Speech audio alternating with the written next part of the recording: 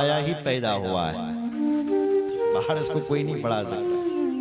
एक विद्यार्थी बोला, प्रहलाद भजन कनो को मन तो मेरे बहुत मन तिरदड़ी, लेकिन जब तेरे पिताजी की हसूरत याद उन हो कादू चेहरा तो मैं बड़ू डर लगो कि कहीं तैन एक ठगिल मैं मेरा प्राण। इसलिए भैया मैं दूर ही रहता हूं, मैं नहीं कर सकता भाई, मन तो मेरा भी बहुत करता है। प्रहलाद जी ने कहा, सुन, जब मैंने जब भगवान का भजन किया तो मेरा पिताजी मुझे मार सका? बोले नहीं। तो भगवान जब मेरी रक्षा करते हैं, क्या वो तुम्हारी रक्षा नहीं करेंगे? देखो मित्र, देवो शुरो मनुष्यो यक्षो गंधर्व ये वचा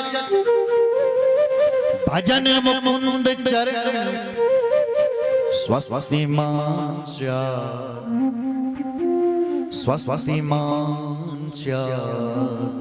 यथा भयम। हे मित्र, कोई देवता हो, किन्नर हो, यक्ष हो, गंधर्व हो, जो उस भगवान का भजन करता है भगवान उसकी रक्षा करते हैं। विद्यार्थियों ने कहा, गुरुजी आज आश्रम में है ही नहीं, आज ही हम भजन करेंगे। तो प्रहलाद जी ने कहा, देर किस बात करो ना भजन। क्या था महाराज, विद्यालय में ही भजन होना शुरू हो गया है। ढोलक बजना, मंजीरा बजना, गाने गाना, भजन करना सब शुरू हो गया। सब नाचने लगे और गाने लगे, भगवान की भक्ति में लीन हो गए। इतने में आए गुरुजी, और गुरुजी ने सोचा, अरे अभी तक तो प्रहलाद अकेला था, अब तो इसने सारे विद्यार्थियों को अपना जैसा बना दिया।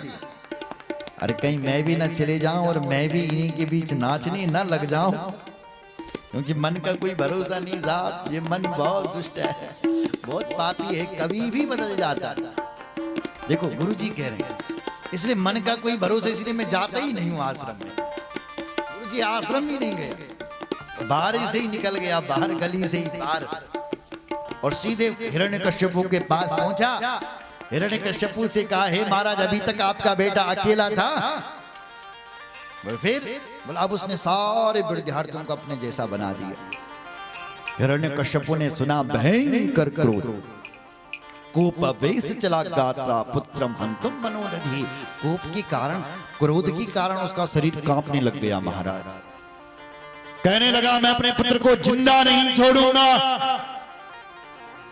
मार डालूंगा। ये प्रतिज्ञा करता हुआ निकल पड़ा, और जो विद्यालय में पहुंचा, किसी भी विद्यार्थी को होश नहीं, सब गा रहे हैं, बजा रहे हैं, नाच रहे हैं। हिरण्यकश्यपु गया और एक गधा का प्रहार कर लिया, और जैसी गधा का प्रहार हुआ, सब कीर्तन बंद हो गया। जो विद्यार्थी जैसा ठुमका लगा रहा था, सो बेचारा मूर्ति बन गया। विद्यार्थी थर थर कांप रहे हैं। प्रहलाद जी को इशारा इशारा करें, देख देख देख तेरा बाप। प्रहलाद जी ने जब पीछे देखा तो अपने बाप को देखा, जो क्रोध में कांप रहा था। उसके बाप ने प्रहलाद पर गालियों की बौछार कर दी। हिरण्यकश्यपु ने कहता, हे दुर्गनीत मंदात्मन कुल भेदी कराधम स्तप्तम अच्छासनो धूतम नेसेत्पति मच्छयम कुर्दस्य यस्य कम्बन्ते त्रिलोका सेसुराः तस्मै भीतवन मूढ़ा शासनम किम बलोत्यगा। गाली दे रहा, ए प्रहलाद, दुर्गनी मंदात्मन कुलभेदी कराधम दुष्ट, तूने मुझे किसके बल से पुकारा? तुझे पता नहीं है, जब मैं क्रोध करता हूं तो त्रिलोकी कांप जाती है।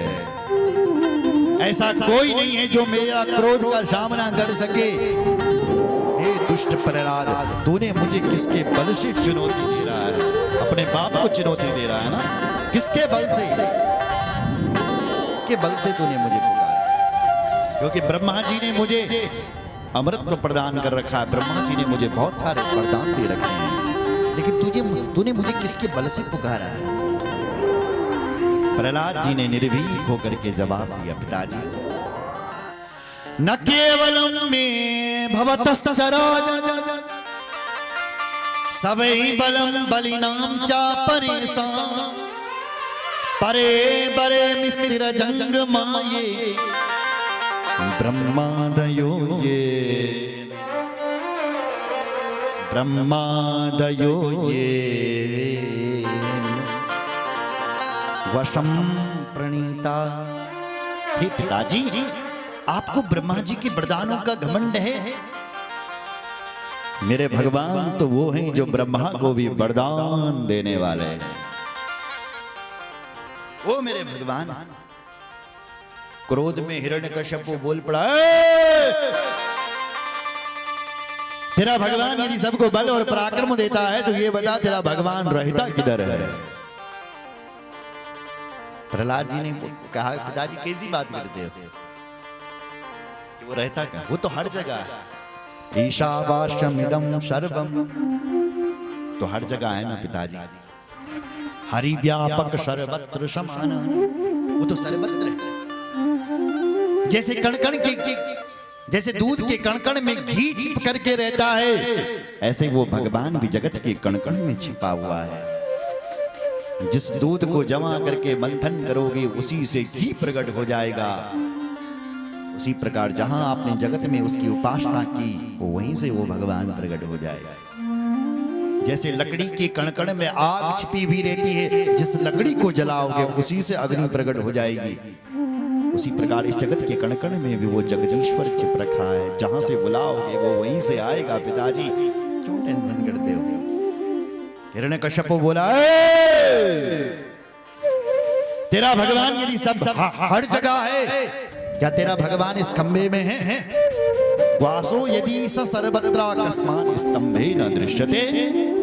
तेरा भगवान यदि हर जगह क्या इस खंबे में है? प्रहलाद जी ने जवाब दिया, हे पिताजी, यदि हर जगह है तो खंबे में भी होगा ना पिताजी, खंबे में भी होगा। बोले प्रहलाद, तेरे को मैं बाद में देखूंगा, सबसे पहले तेरे भगवान को देखता हूं। गदा उठाई, जो गदा का प्रहार किया खंबे पर, खंबा फट गया और इस खंबे से ही नरहरि नरसिंह के रूप में भगवान प्रकट हो गए। बोलो नरसिंह भगवान की जय।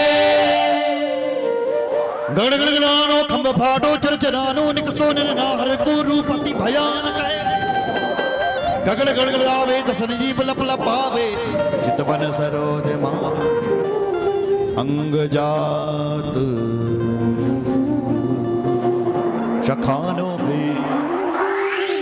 नरसिंह भगवान का इतना भयंकर रूप, जिस रूप को देख करके दैत्य सब मूर्छित होकर के गिर पड़े। हिरण्यकश्यप ने भी हाल तलवार संभाल लिया। भगवान उस हिरण्यकश्यप के साथ खेलते चले गए।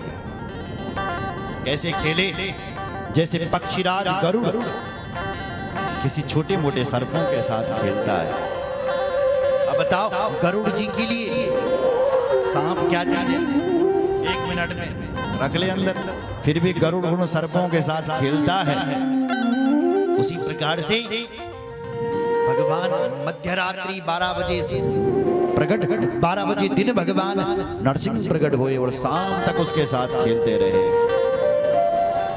जैसे ही साय का समय आया, भगवान ने उस हिरण्यकश्यप को रगड़ा, जकड़ा और अपनी गोदी में जाकर के बिठा दिया। हिरण्यकश्यप ने कहा, हे महाराज, भले ही तुम कुछ भी कर लो पर मैं मरने वाला नहीं हूं। क्यों भाई, तूने अमृत भी रखा है क्या? बोले महाराज, मैंने वरदान ले रखे हैं। क्या? बोले न ऊपर न भीतर मरू न बाहर मरू। भगवान कहते न मैं भीतर हूं न बाहर हूं। जे देख तेरे घर की देहरी पर बैठा हुआ हूं, और देहरी पर भगवान नरसिंह का वास होता है। बोले मैंने वरदान लिया था कि न मैं ऊपर मरू न मैं नीचे मरू। भगवान कहते न मैं तुझे आकाश में मार रहा हूं न मैं तुझे धरती पर मार रहा हूं, अपनी जंगहों के ऊपर मार रहा हूं। अब घबराए, मैंने वरदान लिया था कि न मैं दिन में मरूंगा न मैं रात में मरूंगा। भगवान कहते हैं भाई न दिन हो रही है न रात्रि हो रही है, देख रहा संध्या का समय हो रहा है। संध्या का समय तूने बोला नहीं था कि मैं संध्या के समय ना मरूं। अब घबराया। बोले मैंने वरदान लिया था कि न मैं अस्त्र से मरूं न मैं शस्त्र से मरूं। भगवान कहते ना मेरे पास अस्त्र है ना शस्त्र है, देख रहा है या लंबे लंबे नाखून, इसी से तो ये फाड़ूंगा। अब घबराया। मैंने वरदान लिया था कि न मैं मनुष्य से मरूं न मैं जानवर से मरूं। भगवान कहते हैं मुझे देख रहा है, न मैं मनुष्य हूं न मैं जानवर हूं, नर भी हूं और सिंह भी हूं, मनुष्य भी हूं और सिंह भी हूं। अब घबराया। मैंने वरदान लिया था कि मैं ब्रह्मा की बनाई हुई सृष्टि में किसी से ना मरूं। भगवान कहते हैं ब्रह्मा को तो हम बनाते हैं, ब्रह्मा हमें थोड़ी नहीं बनाता।